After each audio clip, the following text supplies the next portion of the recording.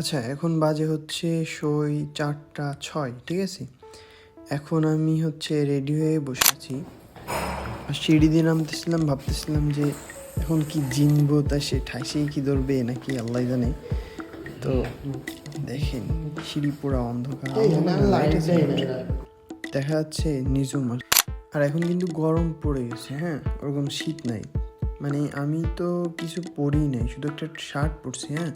তো তারপরেও দেখেন সকাল হয়েছে আর কুয়াশা, প্রচুর কুয়াশা, প্রচুর পরিমাণে কুয়াশা, এত পরিমাণে কুয়াশা ভাবার বাইরে। মানে গাড়ি তারপরে একটা আপনার ফিলিংস স্টেশনে দাঁড়াইলো, তেল নিল, আর এত পরিমাণে কুয়াশা আপনাদেরকে কীভাবে যে বোঝাবো, একদম বলার বাইরে। প্রচুর কুয়াশা ছিল। তো দেখতে দেখতে প্রায় চলে আসছি। আর আমার ভাগিনী ঢং করতেছিল যে মামা আমাকে নাও, আমাকে নাও, আমাকে ক্যামেরায় নিচ্ছে না কেন, আর আমাকে চড়াচ্ছিল। তো ওরেও নিচ্ছিলাম একটু, ও চড় দিল, তারপরে নিলাম। আর দেখতে দেখতে আমরা রাজশাহী, এই যে এটা কি আম চত্বর বা এরকম কিছু একটা, হ্যাঁ। তো এখানে আম মোড় যেটাই বলেন না কেন, ওইখানে পৌঁছাই গেছি, হ্যাঁ। আর ফাইনালি আমরা হচ্ছে ইভেন্টের ভিতর ঢুকে গেছি। এটা হচ্ছে রাজশাহী চৈতির বাগান, এটাই নাম ছিল এই পার্কের নামটা। রাজশাহী চৈতির বাগান পার্ক বলেন বা যেটাই পার্কই, হ্যাঁ। এখানে অনেক ইভেন্ট হচ্ছিল। এটা হচ্ছে অনেক বড়, অনেক অনেক বড় জায়গাটা, অনেক বড় আর সুন্দরও ছিল বেশ। আর আমরা ঢোকার সাথে সাথে ইভেন্টের যেসব মানে কর্তৃপক্ষ, ওনারা খুব সুন্দরভাবেই মানে যত্ন আতির খাতির যা বলা আর কি সবগুলাই করতেছিল। কারণ হচ্ছে উনি মাইকে ডাকতেছিল বলতে কি, উনি হচ্ছে বলতেছিল যে যশোর থেকে যেসব মেহমানগুলো আসতেছে, তো তাদেরকে একটু বিশেষভাবে দেখেন, হ্যাঁ। আর আমার ভাগিনী আসার সাথে সাথেই সে নাস্তা করার জন্য ব্যস্ত। দেখেন সে নাস্তা করতেছিল আর আমি একটু শয়তানি করতেছিলাম তার সাথে।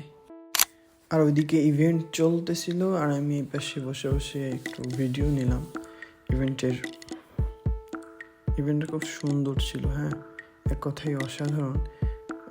আর সবথেকে বড় কথা হচ্ছে এখানকার পরিবেশ খুব একদম পরিষ্কার পরিচ্ছন্ন। আর আমার মনে হচ্ছিল কি যে এই পার্ক বা এই বাগানটা যার, সে হচ্ছে খুব ইসলামিক মন মাইন্ডের। এই জন্য প্রত্যেকটা জায়গায় জায়গায় আমি কোনো বিশৃঙ্খলা কিচ্ছু দেখিনি। পুরাপুরি হচ্ছে ইসলামিক সব কথা, ইসলামিক হাদিসগুলা সব গাছে গাছে ওই ব্যানার করে করে টানানো আছে, হ্যাঁ। তো সেই ক্ষেত্রে সুন্দরই লাগছে। আর পার্কটা পরিষ্কার ছিল, বেশ সুন্দর অনেক। আচ্ছা, বেশ অনেকক্ষণ ধরে বক বক করতেছি, হ্যাঁ। তো চলেন এবার একটু পার্কটা ঘুরে দেখি, হ্যাঁ, চলেন। আর আমি এখানে বলতেছিলাম যে মামা একটু উপরের দিকে তাকাও, ক্যামেরার দিকে তাকাও। আমার ভাগিনী বলতেছে না মামা, আমি তাকাবো না, আমি তাকাইলে পড়ে যাব। ও বলতেছে ও নাকি তাকাইলে পড়ে যাবে। মানে আগে এদিক না তাকালে দেখবো না, এদিক উপরের দিক তাকাও। আচ্ছা, আর সামনে এই যে এই পাশে ডান পাশে দেখেন আমাদের স্পেশাল বাংলার ঐতিহ্য যেসব জিনিসপত্র, এখন এগুলা ব্যবহার খুব কম হয়। যেমন এই যে এটা হচ্ছে নাঙল, আমি দেখছি ছোটোবেলায়, এখন খুব কম দেখা যায়। আর এটা হচ্ছে মই। আর ওই পাশে আছে, হ্যাঁ, একটু। আচ্ছা, আর এই পাশে হচ্ছে ঢেকি, আর হচ্ছে জাতা কল যেটা বলে।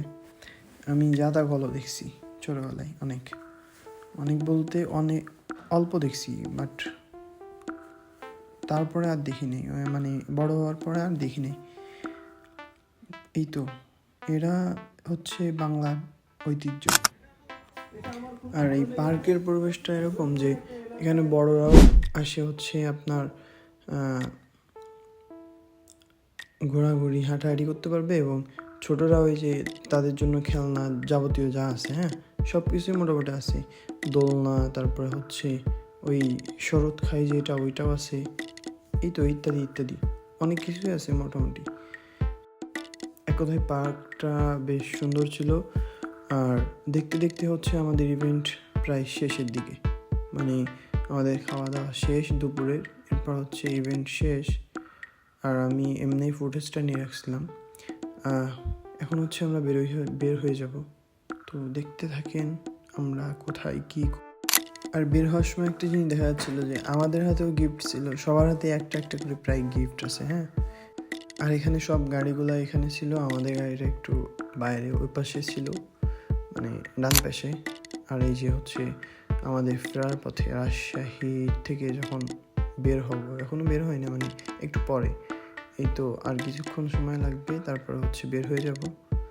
আমার কাছে রাজশাহী শহরের ভিতর তো ঢুকতে পারি নাই, তো তারপরেও রাজশাহী এই সাইড দিক দিয়ে ঢুকলেও তারপরেও যতটুকু মনে হয়েছে বেশ পরিষ্কার পরিচ্ছন্নই আছে, নোংরামের কিছু দেখি নাই আমি এখানে।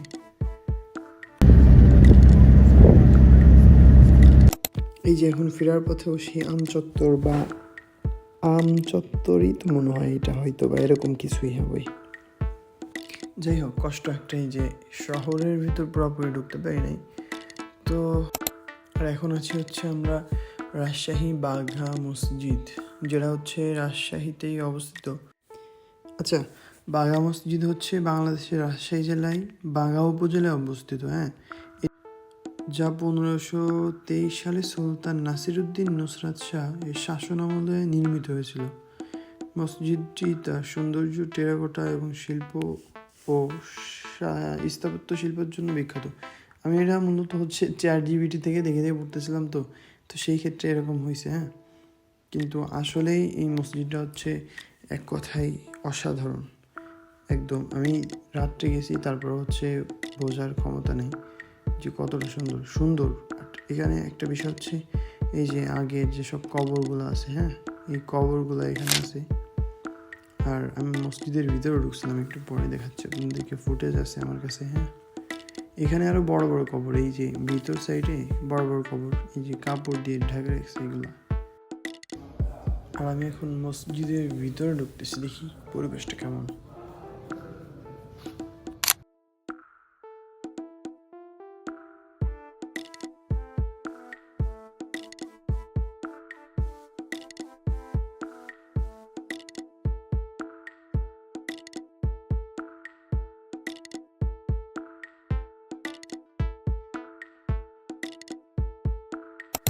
আর এখন হচ্ছে লালন শাহ সেতুর টোল প্লাজা। হ্যাঁ, এখানে হচ্ছে টোল দিয়ে এখন আমরা চলে যাব।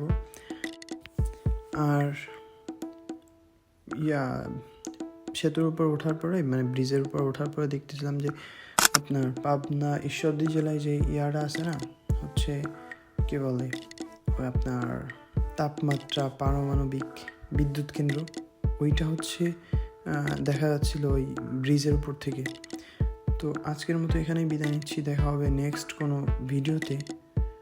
তো ততক্ষণ পর্যন্ত ভালো থাকবেন, সুস্থ থাকবেন, আল্লাহ হাফেজ। আর হ্যাঁ, ভিডিওটি দেখে যদি ভালো লাগে আপনাদের কাছে, তো সেই ক্ষেত্রে লাইক, কমেন্ট, শেয়ার এবং সাবস্ক্রাইব করতে ভুলবেন না, প্লিজ সাবস্ক্রাইব প্লিজ।